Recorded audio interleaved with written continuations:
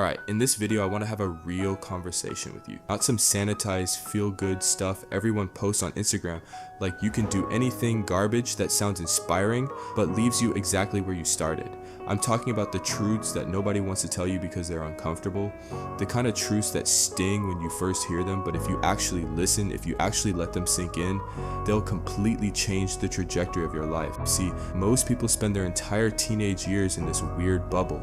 They think they have unlimited time. They think consequences are for other people.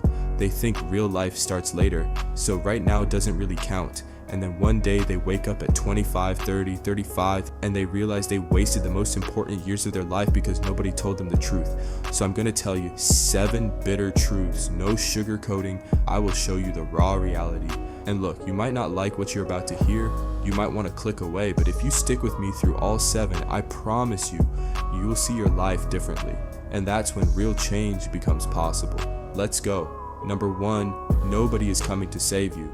This is the big one. The one that changes everything once you accept it. You're waiting, aren't you? Waiting for someone to show up and fix things. Waiting for a teacher to finally make class interesting. Waiting for a mentor to appear and guide you. Waiting for motivation to strike. Waiting for your parents to push you harder. Waiting for life to just get easier. It's not coming. Nobody's gonna knock on your door and hand you success. Nobody's gonna force you to study, to work out, to learn that skill, to chase that dream. Your parents love you, sure, but they're dealing with their own stuff. And your teachers, they've got 30 other students. Your friends, they're just as lost as you are. The harsh reality is this: if you want something in life, anything, you have to make it happen. And I know that sounds scary because it means everything that happens to you from this point forward is your responsibility. Your grades, your fault, your health, your fault, your future, your fault. But you know, it's quite interesting. It also means you have the power. You're not a victim waiting to be rescued. You're the main character of your own story, and you get to decide what happens next. Number 2, your phone is stealing your best years. Let me ask you something. How much time did you spend on your phone yesterday? 4 hours, 5, 7, be honest. Now multiply that by 365 days. That's between 1,460 and 2,555 hours per year. That's between 61 and 106 full days of just scrolling, watching other people live their lives while yours passes by. Do you realize what you could do with that time?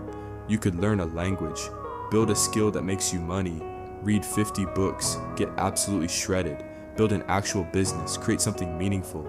But instead, you're watching 15-second videos that you won't remember in 15 minutes. And here's what's really messed up. It's not even your fault, not entirely.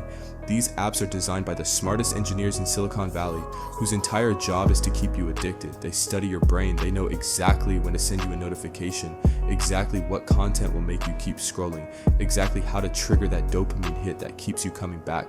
You're being manipulated by billion-dollar corporations, and they're winning. Every hour you give to your phone is an hour you're not giving to your real life, to real growth, to becoming the person you actually want to be. Your teenage years are supposed to be when you're exploring, learning, making mistakes, building yourself. Instead, you're sitting in your room alone watching other people do those things. I'm not saying throw your phone in a river, but you need to set boundaries. Delete TikTok. I'm serious, that app is cancer for your attention span. Turn off all notifications except for calls and texts from real people. Set a screen time limit, 2 hours max for social media, and actually stick to it. Take back your time before you wake up at 25 and realize you spent your entire youth scrolling. Number 3, your parents are getting older. This one's going to hit different. Right now, your parents are probably annoying, right? They nag you about homework. They ask too many questions. They don't understand you. You roll your eyes when they try to talk to you. You can't wait to move out and have your own life. But you know what you don't see yet? They're getting older. Right now, every single day, one day, sooner than you think, you're going to notice gray hairs that weren't there before. You'll see them move a little slower. You'll hear them struggle with technology that used to be easy for them. You'll watch them forget things. And it's gonna hit you like a truck. They're not gonna be here forever. All those dinners you skipped because you wanted to eat alone in your room, all those conversations you half listened to while scrolling your phone, all those times they asked about your day, and you just said fine and walked away. You're going to wish you had that time back, and you won't get it. I'm not trying to make you sad, I'm trying to wake you up.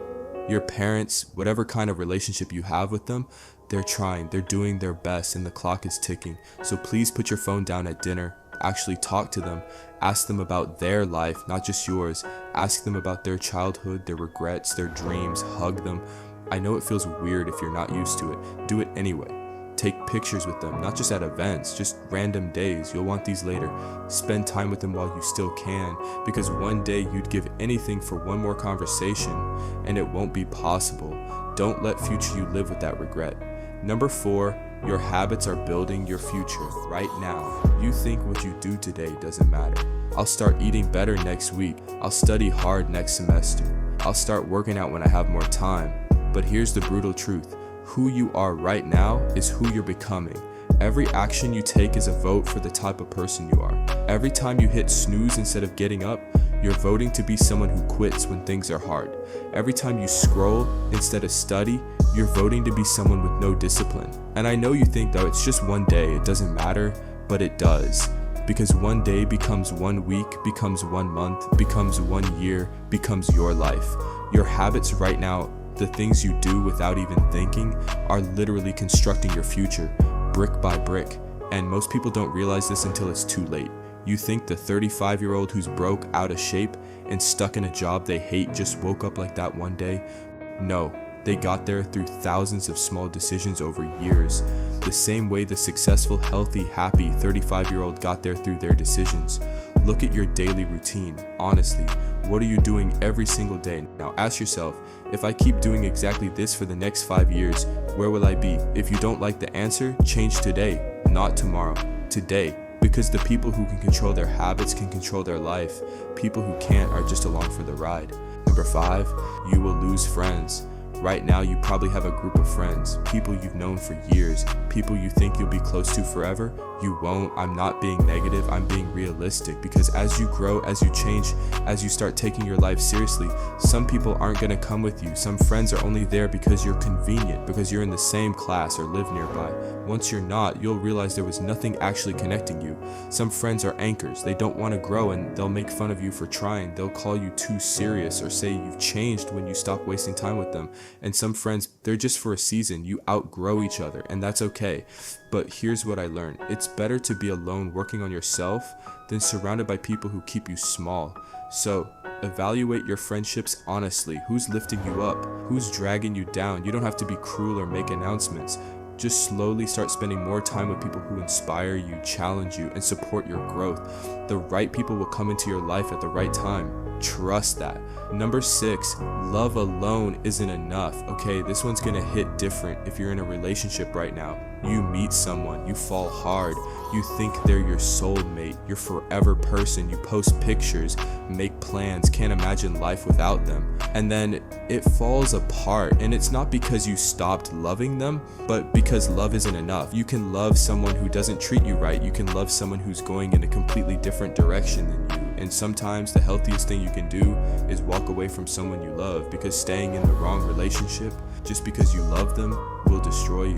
It'll distract you from your goals, it'll drain your energy, it'll keep you stuck when you should be growing. I see so many teenagers sacrificing their future for a relationship that's not gonna last anyway, skipping opportunities, making life decisions based on someone who probably won't even be in their life in 3 years.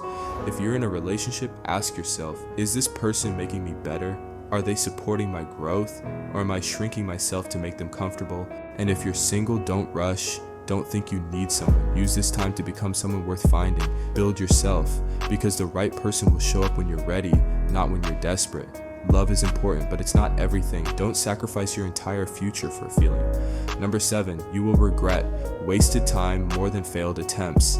Last one, and this might be the most important. When you're older, you know what you're going to regret, not the things you tried and failed at, or the mistakes you made. You're going to regret the things you didn't do, the chances you didn't take, the time you wasted. You're going to regret spending your teenage years on your phone instead of learning something valuable. You're going to regret not asking that person out because you were scared. You're going to regret not trying harder in school, not taking care of your health, not spending time with people who mattered. because wasted time is the one thing you can never get back. You can recover from failure, you can bounce back from embarrassment, but you can't get back the years you threw away doing nothing. Stop playing it safe, stop waiting for the right time, try things, fail, look stupid, it doesn't matter. At least you'll have stories, at least you'll have growth, at least you'll have lived. The biggest risk isn't trying and failing, it's never trying at all. Look, I get it, this wasn't easy to hear.